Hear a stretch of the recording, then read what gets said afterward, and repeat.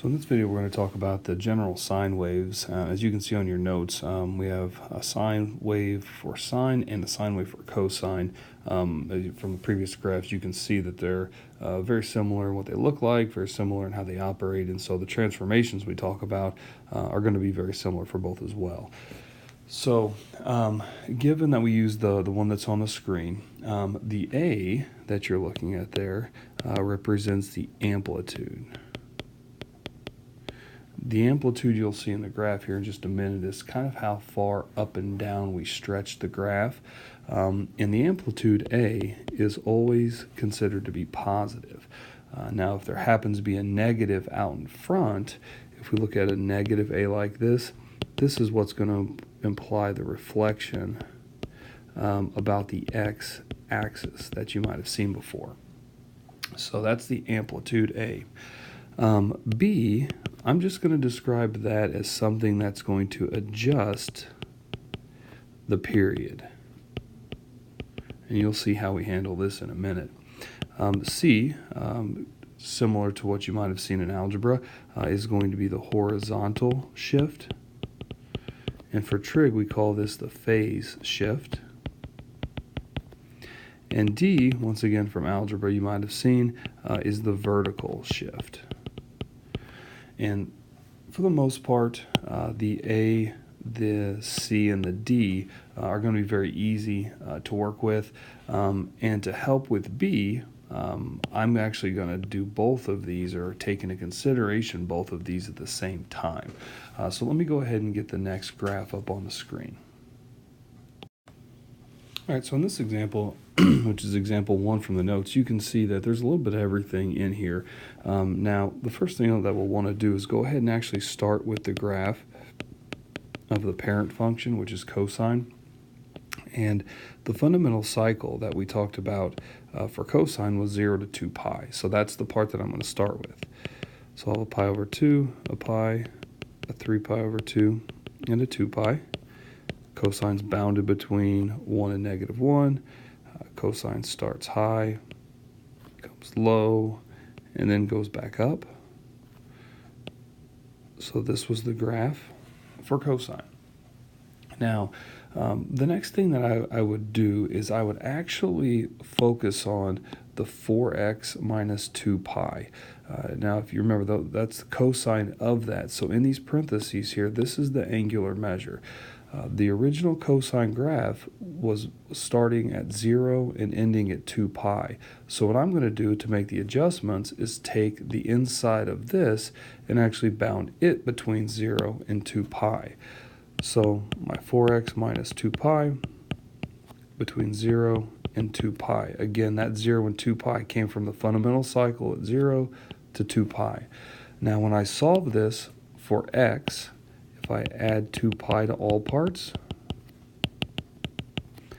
we'll get a 2 pi less than equal 4x less than equal 4 pi, in which case now I can divide everything by 4, and we end up with a pi over 2 less than equal x less than equal pi. So what that means is now our new graph, this guy right here, is going to start at pi over 2 and finish at pi.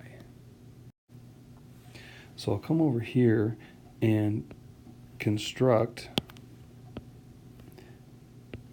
the xy plane with my first tick mark being at pi over 2. My last tick mark will be at 5, and as you can see, there's going to be 5 different points, 1, 2, 3, 4, 5 that we need. So 1, 2, 3, 4, 5, and that last one's got to be at pi. Now, to figure out what those tick marks are, there's a variety of ways to do this. One of the ways that I do it is actually I find how far apart those are, and you can see from pi to pi over 2, we're pi over 2 units apart. And then I also know that there are 1, 2, 3, 4 different intervals. So if I take pi over 2 and I divide that by 4, I actually get a pi over 8. So that means each interval is pi over 8 units away from the previous one. So for example here, if I start with pi over 2, and I add a pi over 8, that's going to give me 5 pi over 8. So here's the 5 pi over 8. If I take 5 pi over 8 and I add another pi over 8, that's going to give me 6 pi over 8, which is 3 pi over 4. And then I can just keep going with that. The next one here would be a 7 pi over 8. And finally, the last one would be an 8 pi over 8. So now you can see we've actually taken care of all of this stuff inside of here, the B and the C, all in one step by doing what we did the way we did it. So the only other parts left that we have to worry about would be the vertical shift and then the amplitude. So for the vertical shift, I'll come back over here to the original parent function. Now this isn't actually part of the graph, but this will make it a little easier to see. There's going to be this midline right through here. You can see that from this midline, it's the same distance up to the maximum values as it is distance down to the minimum values. So if I view that as the midline, and I want to shift the whole thing 1 unit down, then that midline, which again is not part of the graph, it's just something that we use to be helpful, that midline is going to come down here and now be at -1.